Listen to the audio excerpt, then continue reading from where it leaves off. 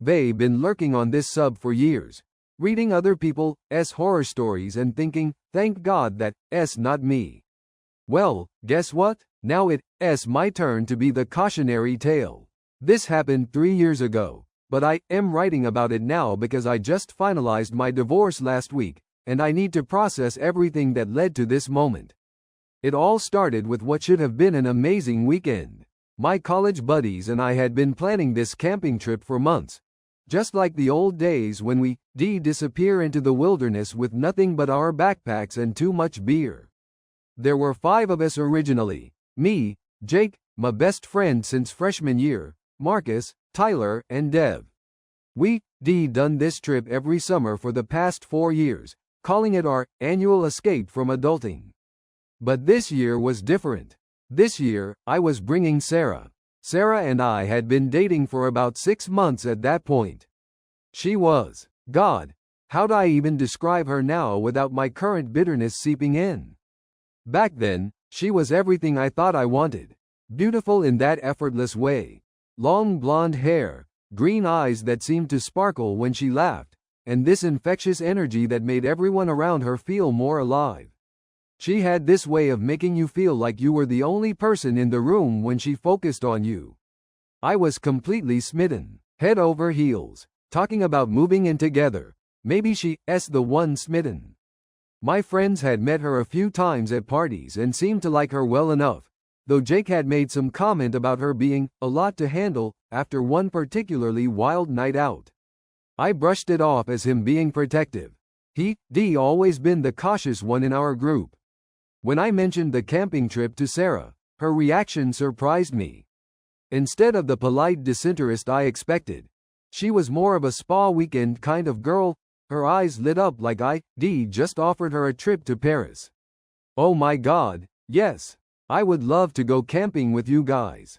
I haven't been camping since I was a kid, but they've been dying to get back into nature.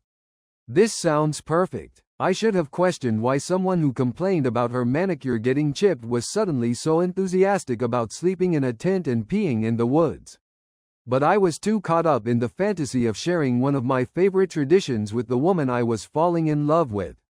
The guys were less enthusiastic when I told them Sarah was coming. It wasn't that they disliked her, exactly, but our camping trips had always been sacred bro time. No girlfriends, no distractions, just us reconnecting with nature and each other. Jake was particularly vocal about it. Dude, are you sure about this? You know how Sarah gets when she's not the center of attention. And this trip is supposed to be about us hanging out. She'll be fine, I insisted. She's excited about it, and it'll be good for us to do something together that doesn't involve clubs or restaurants. Marcus and Tyler were more diplomatic, just shrugging and saying it was my call. Dev, ever the peacemaker, said it might be fun to have a different dynamic for once. Only Jake seemed genuinely concerned, but I chalked it up to him being territorial about our friendship. Looking back, I wish I listened to him. The week before the trip, Sarah threw herself into preparation with an intensity that should have been another red flag. She bought new hiking boots, a designer sleeping bag, and enough outdoor gear to stock a small REI. She kept asking detailed questions about who would be there, what we usually did, where exactly we were going. At the time, I thought she was just being thorough. Now I wonder what she was really planning. The night before we left, she came over to my apartment to pack. I found her in my bathroom, doing her makeup. Babe, why are you putting on makeup? We're going to be in the middle of nowhere for 3 days. She laughed, that tinkling sound that used to make my heart skip. I want to look good for your friends. First impressions matter, even in the wilderness. They met you before. Not like this, though. Not when I am going to be around them for an entire weekend. I want them to see why you so crazy about me. Something about the way she said it felt off, but I pushed the feeling down. She was just nervous about fitting in with my friends. That was normal, right? We left Friday morning, caravanning up to the national forest in 2 cars. Sarah rode with me, chattering excitedly about the weekend ahead, while the guys followed behind in Jake's Jeep. The drive was beautiful. Winding mountain roads, dense forests, that crisp air that only comes from being far away from civilization. Our campsite was perfect, just like always. A small clearing beside a creek, surrounded by towering pines, with a fire ring that other campers had built years ago. We'd been coming to this exact spot for our entire tradition, and it felt like coming home. That's when things started to get weird.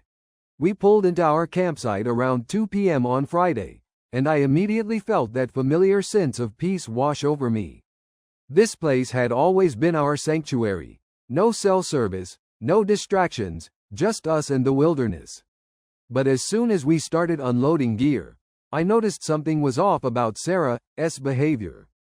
First, she seemed way too familiar with everything. While I was explaining where we usually set up the tents and showing her the best spots to hang our food, she was already walking around like she owned the place. She found the hidden path down to the creek without me pointing it out, knew exactly where the flattest ground was for sleeping, and even located the boulder we always used as our kitchen counter. "How did you know about that rock?" I asked, half joking. "Lucky guess," she chirped, but something in her eyes didn't match her casual tone. The second weird thing happened when the guys started setting up camp. Our usual system was efficient. We'd done this enough times that everyone knew their role. I handled the main tent setup. Jake got the fire pit ready.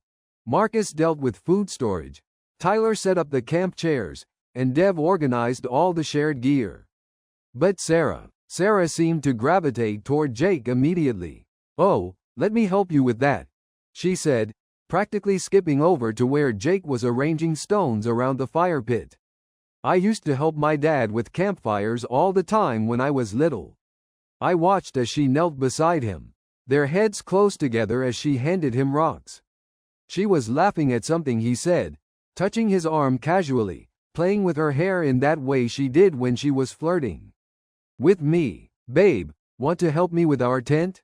I called out. "In a minute. Jake's teaching me the best way to build a fire ring." "This is so fascinating." Jake looked uncomfortable, glancing between Sarah and me with an expression I couldn't quite read. He'd always been respectful about my relationships, never even flirting with girls I was interested in, let alone my actual girlfriend. But Sarah was making it difficult for him to maintain that boundary. By the time we finished setting up camp, I was starting to feel like a third wheel in my own relationship. Sarah had somehow positioned herself as Jake's assistant for everything. When he went to collect firewood, she tagged along. When he started prepping kindling, she was right there asking questions and offering to help. Meanwhile, I was setting up our sleeping arrangements and organizing our gear alone. "Dude, your girlfriend is enthusiastic," Marcus whispered to me when Sarah was out of earshot. "Yeah, she's just excited to be here," I replied, but even I could hear the uncertainty in my voice. The afternoon got worse. We decided to take a hike to the waterfall about 2 miles from our campsite, another tradition of ours. It was a gorgeous trail, winding through old-growth forest with views of the valley below. I'd been looking forward to sharing it with Sarah, imagining us holding hands as we walked, maybe stealing a kiss by the waterfall. Instead, I found myself walking alone while Sarah hiked ahead with Jake. She somehow maneuvered to be his hiking partner, claiming she wanted to learn about wilderness safety and asking him endless questions about the local flora and fauna. Jake, being the decent guy he is, answered her questions politely, but I could see the tension in his shoulders. He kept looking back at me with apologetic glances, clearly as confused by the situation as I was. "So Jake, do you have a girlfriend?" I heard Sarah ask as we navigated a particularly steep section of trail. Not currently," he replied, his voice carefully neutral. "Really? I am surprised. You seem like such a catch. Smart, outdoorsy, good with your hands." She gestured toward the walking stick he carved for her earlier. "Some girl is going to be very lucky." I felt my stomach drop. Was my girlfriend seriously flirting with my best friend right in front of me? Sarah, want to switch hiking partners? I called out, trying to keep my voice light. I am good. Jake S. telling me all about the different types of trees. Did you know that Douglas firs Aaron T. actually firs at all? The rest of the hike was torture. I walked behind them, listening to Sarah laugh at Jake S. every comment, watching her find excuses to touch his arm or shoulder. When we reached the waterfall, she immediately asked Jake to take photos of her, posing on various rocks while I stood there like an idiot holding her water bottle. Can you get one of me and my boyfriend? I finally asked, unable to keep the edge out of my voice. Oh, of course. She bounced over to me, wrapping her arms around my waist and plastering on a smile. But the whole time she was looking at Jake behind the camera, not at me. On the hike back, things got even stranger. Sarah started complaining about being tired and having trouble keeping up. Jake, being the gentleman he is, offered to carry her backpack. Then she started stumbling on easy parts of the trail, grabbing onto his arm for support. Are you okay? I asked, genuinely concerned. Just a little lightheaded. Good thing Jake S. here to help. She smiled at him gratefully, and I swear I saw something pass between them. A look that lasted just a second too long. By the time we got back to camp, I was questioning everything. Was I being paranoid? Was this just Sarah's way of trying to fit in with my friends? Or was something else going on? That evening, as we sat around the campfire cooking dinner and sharing stories, Sarah positioned herself directly across from Jake. Every time he spoke, she hung on his every word. When he made jokes, she laughed harder than anyone else. When he was quiet, she asked him questions to draw him back into the conversation. Meanwhile, she barely acknowledged my presence unless I spoke directly to her. Remember that time sophomore year when you got so drunk you tried to climb that statue? Tyler was telling a story about Jake, and everyone was cracking up. Oh my God, I would have loved to see that. Sarah gasped, looking at Jake with genuine delight. You must have been so embarrassed the next day. Mortified, Jake admitted, grinning despite himself. I bet you were adorable though, Sarah said, and I swear the temperature around the fire dropped 10 degrees. The silence that followed was deafening. Marcus coughed awkwardly. Dev suddenly became very interested in his beer bottle. Tyler's eyes darted between Sarah, Jake, and me like he was watching a tennis match. Jake looked horrified. Sarah, I think I am going to get more beer, I announced, standing up abruptly. I needed to get away before I said something I regret. As I walked to our cooler, I heard Sarah's voice behind me. Did I say something wrong? And Jake's quiet response, yeah, you kind of did. I spent longer than necessary digging through the ice, trying to calm down and figure out what the hell was happening. When I returned to the fire, Sarah had moved to sit next to Jake on the log bench, claiming she was cold and needed to share body heat. The woman who complained if the restaurant AC was too high was suddenly cold next to a roaring campfire. That night, as we prepared for bed, Sarah announced she had a headache and needed to sleep alone to recover properly for tomorrow's activities. She took our two-person tent while I was left to share the guys' larger tent with everyone else. Are you sure you don't want me to stay with you? I asked, genuinely worried about her headache but also confused by the sudden separation. No, sweetie, you snore and I need good sleep. Plus, this will be fun. You can have guy time with your friends. As I settled into my sleeping bag surrounded by my confused and uncomfortable friends, I couldn't shake the feeling that something was very, very wrong. I just had no idea how wrong it was about to get. I woke up Saturday morning to the sound of laughter outside our tent. Not the usual morning grumbling and coffee preparation sounds I was used to from our camping trips, but actual, genuine laughter.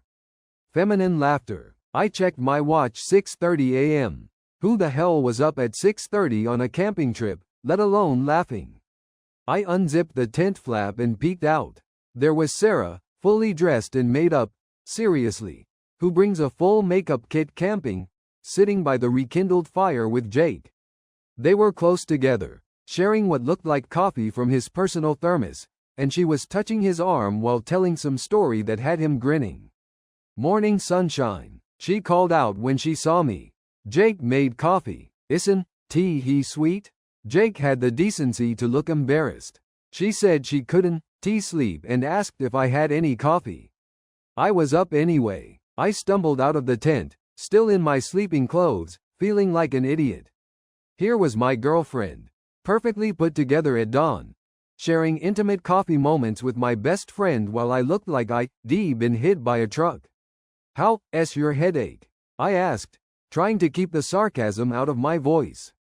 "Oh, much better. The fresh air worked wonders. Jake was just telling me about his job. Did you know he's being considered for a promotion to lead engineer? That's so impressive. I'd known about Jake's potential promotion for months. We talked about it extensively. But somehow, hearing Sarah gush about it made my stomach turn." The rest of the guys started emerging from the tent, looking as confused as I felt. Marcus raised an eyebrow at the cozy coffee scene. Dev mumbled something about needing to pee and disappeared into the woods. Tyler just stared. "So, what's the plan for today?" Sarah asked brightly, as if she hadn't spent the previous day making everyone uncomfortable. "We plan to do some fishing at the lake about a mile away, then maybe some rock climbing at the cliff face we discovered last year. Standard second day activities. Fishing sounds fun," Sarah exclaimed. "I've never been fishing before. Jake, you'll have to teach me." I felt something snap inside me. "Actually, I was planning to teach you," I said, my voice sharper than I intended. "You know, your boyfriend? The one who invited you on this trip." The silence that followed was deafening. Sarah's smile faltered for just a moment before she recovered. "Of course, baby. I just thought Jake might be better at it since he seems so experienced with outdoor activities." The way she said outdoor activities made my skin crawl. Jake stood up abruptly. "I think I'll go wash up at the creek," he muttered, grabbing his toiletry bag and practically fleeing. "I'll come with you," Sarah announced, jumping up. "I need to brush my teeth anyway." And just like that, she was gone again, following Jake toward the water. "Dude," Marcus said quietly once they were out of earshot. "What the hell is going on?" "I wish I knew," I replied, staring after them. "She's hitting on him, right?" Tyler asked. "Like, obviously hitting on him?" "It sure looks that way," Dev said, returning from his bathroom break. "Jake looks miserable. He keeps trying to create distance, but she's not getting the hint. Or she's getting it and ignoring it," Marcus added darkly. I felt a mix of relief and rage. At least I wasn't imagining things.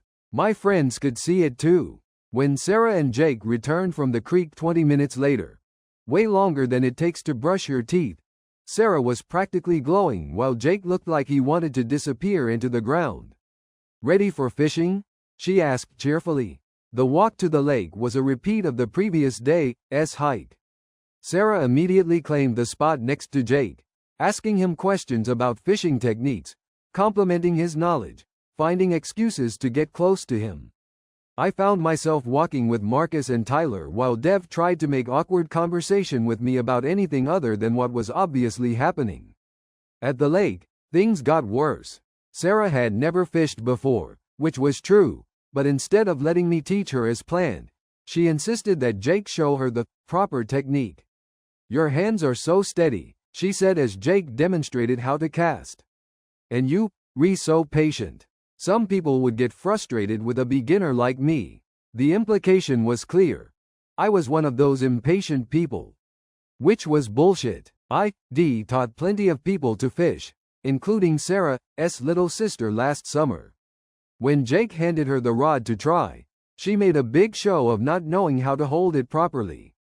"Like this?" she asked, positioning her hands incorrectly on purpose. "Here, let me help," Jake said reluctantly, moving behind her to adjust her grip. I watched my girlfriend press back against my best friend's chest, saw her look up at him with that same adoring expression she used to give me, and felt something break inside my chest. I think I'll try the other side of the lake, I announced, grabbing my gear. Want company? Dev offered, clearly sensing the tension. Nah, I am good. I spent the next 2 hours alone, catching exactly 0 fish and watching from across the water as Sarah continued her performance. Every laugh, every touch, every batting of her eyelashes felt like a knife in my gut.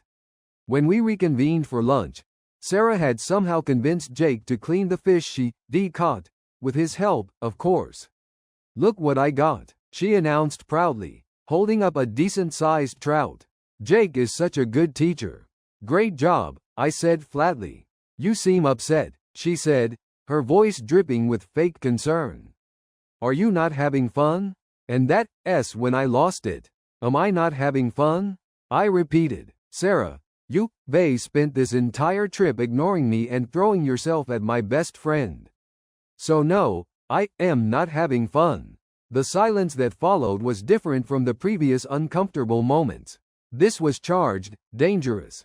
Sarah's expression shifted, and for a split second, I saw something cold and calculating in her eyes before she rearranged her features into hurt innocence.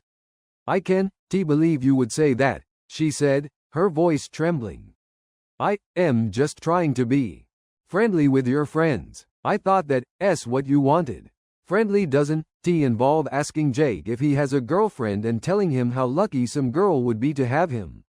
I was making conversation. Bullshit. Jake stepped forward. Look, maybe we should all just stay out of this, Jake, I snapped, my anger finally finding a target. You haven't exactly been discouraging her. That's not fair, Jake said, his own temper flaring. I've been trying to be polite. What was I supposed to do? Be rude to your girlfriend? You could have shut it down instead of enjoying the attention. Enjoying it? Jake's voice rose. Dude, I've been uncomfortable as hell.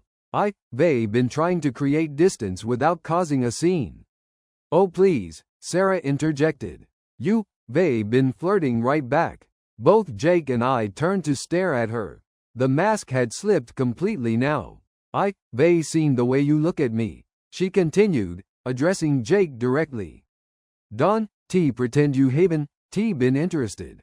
What the hell? Jake said, genuinely shocked. I have not been flirting with you. Then why did you make me special coffee this morning? Why did you spend so much time teaching me to fish? Why did you? Because you my friend's girlfriend and I was being nice. Jake shouted. Marcus, Tyler, and Dev had backed away from our little circle, watching the implosion with horrified fascination. This is insane, I said, staring at Sarah like I'd never seen her before. You actually insane. I am insane? Sarah's voice had taken on a shrill quality. You the one who's been jealous and possessive this entire trip. Maybe if you paid more attention to me instead of just assuming I'd always be there, other men wouldn't seem so appealing. The words hit like a physical blow. She just admitted it. Admitted that she been trying to make me jealous. Admitted that she found other men appealing. Admitted that this was somehow my fault. We leaving, I said quietly. Pack your stuff. We going home. Fine, Sarah snapped. I didn't want to spend another night in this dump anyway. As she stormed off toward our tent, Jake grabbed my arm. Man, I am sorry. I had no idea she was. I never encouraged her, I swear. I looked at my best friend, really looked at him. I saw the genuine distress in his eyes, the way his shoulders were hunched with guilt he shouldn't have been carrying. I know, I said. I know you didn't, But even as I said it, I couldn't shake the feeling that everything had changed. Our friendship, our group dynamic, my relationship, it was all contaminated now. I just didn't realize how much worse it was going to get. After our explosive fight, the atmosphere at camp was toxic. Sarah had retreated to her tent to pack, which apparently involved a lot of dramatic sighing and slamming things around. The guys were trying to act normal, but everyone was walking on eggshells. I decided we'd leave first thing Sunday morning instead of that afternoon. One more night, then this nightmare would be over. That evening, Sarah emerged from her tent transformed. Gone was the angry, defensive woman from earlier. She was back to her charming self, apologizing to everyone for the misunderstanding, and insisting we have one last fun night around the campfire. I brought marshmallows, she announced, pulling out a bag like nothing had happened. We have to make mores on our last night. The guys, being guys, were easily won over by the promise of sugar and the return of peace. Soon everyone was laughing and telling stories like the afternoon's drama had never happened. Everyone except me. I sat apart from the group, nursing a beer and watching Sarah work her magic. She was more subdued with Jake now, probably realizing she overplayed her hand, but she was still performing. Like she was trying to create the perfect last memory. Around 11 p.m., people started heading to bed. Sarah made a big show of kissing me goodnight. I am sorry about earlier, baby, she whispered loud enough for everyone to hear. I love you so much. Tomorrow we'll go home and forget all about this silly fight. I wanted to believe her. God, I wanted to believe her so badly. I fell asleep quickly, exhausted from the emotional roller coaster of the day. But something woke me around 2 a.m. A sound that didn't belong in the forest symphony of wind and rustling leaves. Voices, quiet voices coming from outside. I lay still, listening. At first I thought maybe someone was having trouble sleeping and had gone to sit by the dying fire. But as my ears adjusted, I realized there were two voices. A man and a woman. My blood turned to ice. I carefully unzipped my sleeping bag and crawled to the tent opening. Through the mesh, I could see the campfire had been rekindled. Two figures sat close together on the log bench, silhouetted against the flames.